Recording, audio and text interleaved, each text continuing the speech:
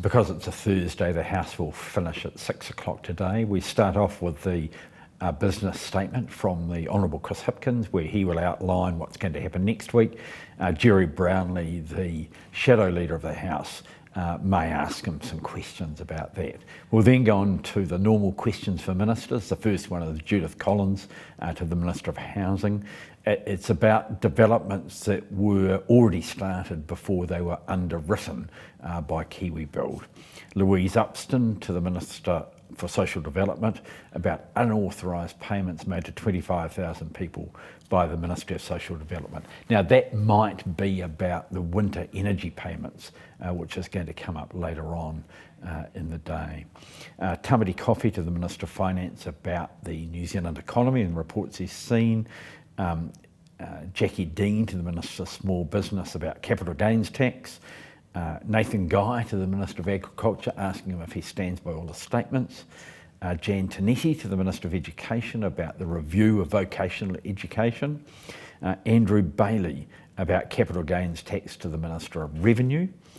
Duncan Webb to the Minister of Police. What reports has he seen in relation to the police's response to the 15th of March terror attack? Todd Muller to the Minister for Climate Change. Does he stand by his statements and actions? Dr Pamjit Parmar to the Minister of Research, Science and Innovation about capital gains tax. Jenny Marcroft to the Minister for Regional Economic Development about the Provincial Growth Fund. And Joe Luxton to the Minister for ACC about changes to levies made earlier this week.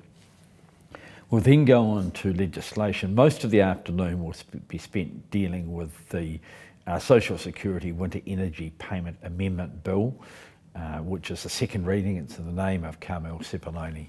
The short story is that the government made some policy decisions soon after it was elected, and one of those was to pay to groups of people, older people and people on benefits, a winter energy payment.